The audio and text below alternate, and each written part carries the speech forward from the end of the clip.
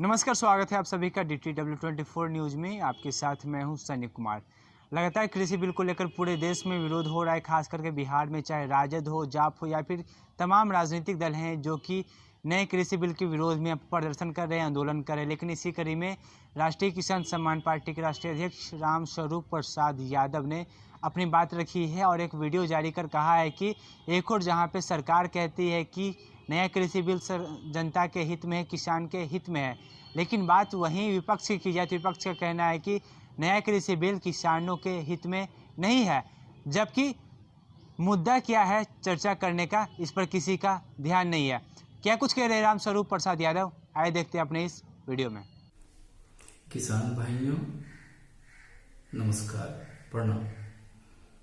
आज अचानक आप लोग के बीच उपस्थित होने का सबसे प्रमुख कारण यह है कि केंद्र सरकार द्वारा लोकसभा और राज्यसभा में कृषि विधेयक बिल पास करवाया गया है, जिसको लेकर सड़क से लेकर संसद तक हंगामा मचा हुआ है और इसका असर बिहार में भी देखने को मिल रहा है।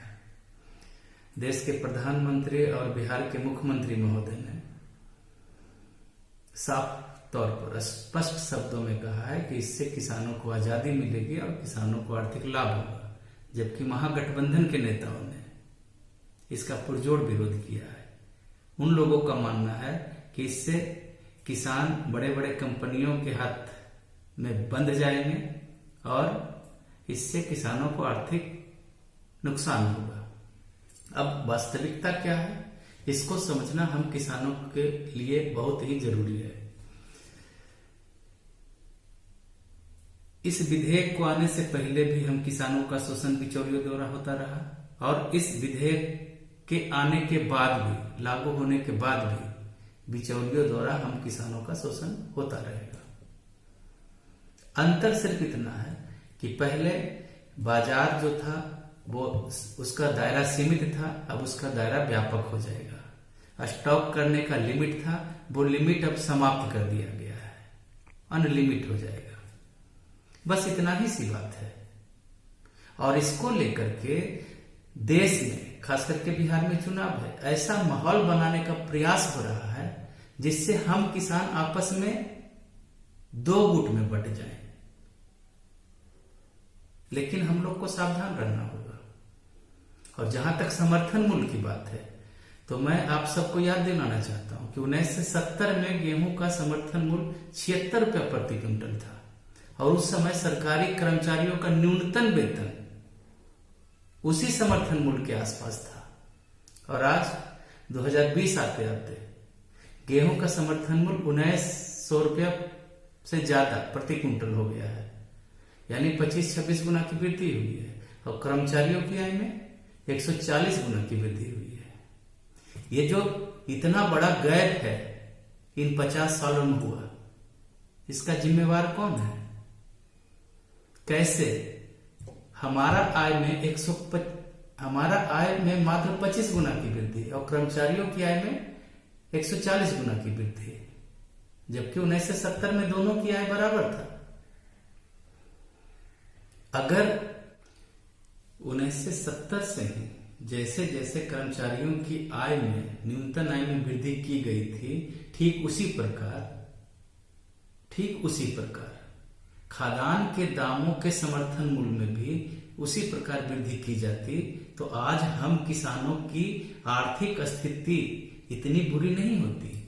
आज हम किसानों की आर्थिक आय 3,558 रुपया मासिक नहीं होता, औसत मासिक, बल्कि हम किसानों की आय भी आज एक कर्मचारी की आय के बराबर होता।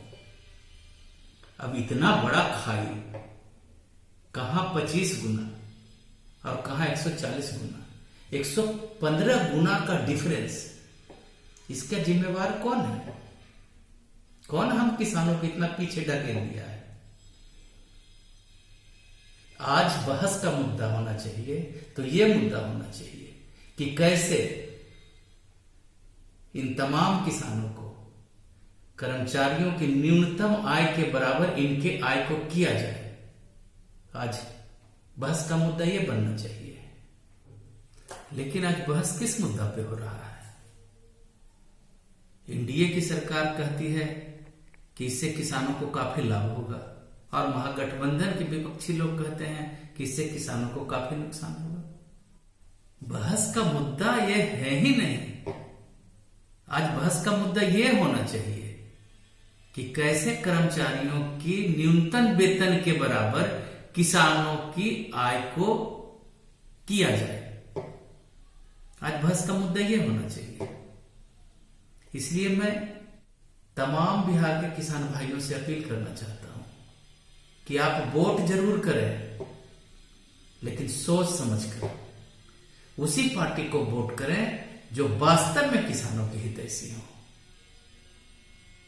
बहुत हो गया जात पात की राजनीति। अब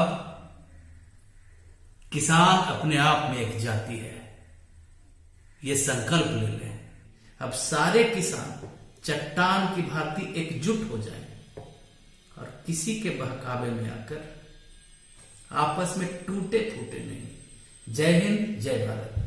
तो आपने देखा रामस्वरूप प्रसाद यादव ने साफ तौर पर कह दिया कि पक्ष और विपक्ष अपनी अपनी बात कह रहे हैं नए कृषि बिल को लेकर, जबकि वास्तव में बात यह है कि जितनी सरकारी कर्मचारियों की आय है उतनी ही आय के बराबर किसानों का खर्च होना चाहिए, उतनी ही आय के बराबर किसानों का भी खर्च बढ़ना चाहिए, जबकि ऐसा हो नहीं रहा है, जिसको लेकर रामस्वरूप प्रसाद यादव ने अपनी बात रखी है। अब देखने वाली बात ये होगी कि इनकी बात पर कितने लोग ध्यान देते हैं या फिर सरकार इस पर क्या कुछ निर्णय लेती है। हालांकि बिहार विधानसभा चुनाव नज़दीक है और आज से ही आचार संहिता भी लागू हो चुका है। अब जो भी होगा चुनाव के बाद ही होगा, लेकिन जिस तरीके से नए कृषि बिल को लेकर प्रदर्शन हो रहे हैं, हंगामा हो रहा है सड़कों पर, उससे साफ पता चलता है कि किसान के लिए कहीं ना कहीं परेशानी तो जरूर है, लेकिन सरकार इस पर क्या कुछ करती है, कौन कौन से कदम उठाती है, देखने वाली बात होगी। बहरहाल हमसे जुड़े रहने के लिए लाइक, सब्सक्राइब और शेयर करना ना भूलें और बेल आइकन जरूर दबाएं। धन्यवाद।